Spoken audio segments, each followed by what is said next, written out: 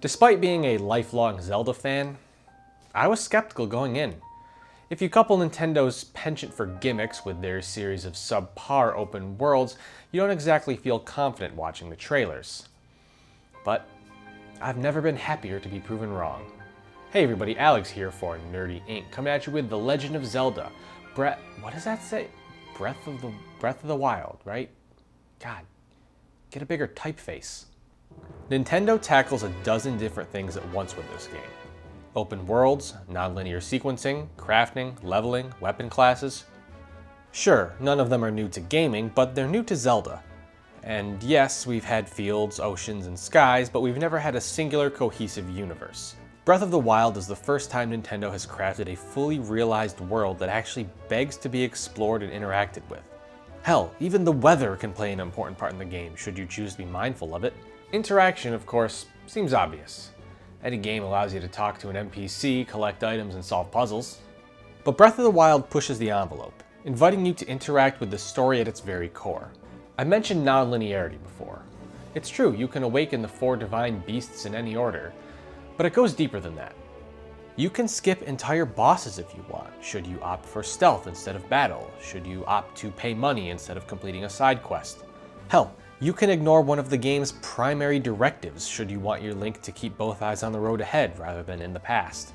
Breath of the Wild is one of the few modern gems that actually takes you into consideration. In an era of long, drawn-out cutscenes and mandatory story beats, it's easy to forget that video games are the only art form that allow you to have a say. Luckily, Zelda doesn't forget that, inviting you into the game in a way that almost seems foreign in 2017. You are behind the wheel from beginning to end, and that really is a breath of fresh air. Right? But that's not all this game does. Breath of the Wild manages to leave you fulfilled in a way that few games can. After playing for hours on end, you can put down the controller and feel like you genuinely accomplished something, while still feeling a desire to keep playing more. Regular viewers might know that I really enjoyed Fallout 4, but you can't really deny that the Wasteland is a series of buildings that need extermination. It's fun gameplay, but it's certainly not unique. Breath of the Wild feels fresh no matter where you go. The same dozen or so enemies can be in any combination of any situation, and depending on the weather, the terrain, the status of your weapons, it can be a fresh take every time. Is the game perfect? No, of course not. Without any way to gauge your weapon's status other than new or about to break, inventory management can be frustrating. Consistent tests of strength can be formulaic, and crafting via cooking has some needless animation that slows down the process. But these are small prices to pay for an otherwise incredibly rewarding game. It's a huge step forward for Nintendo, which is of course the other small caveat with this game.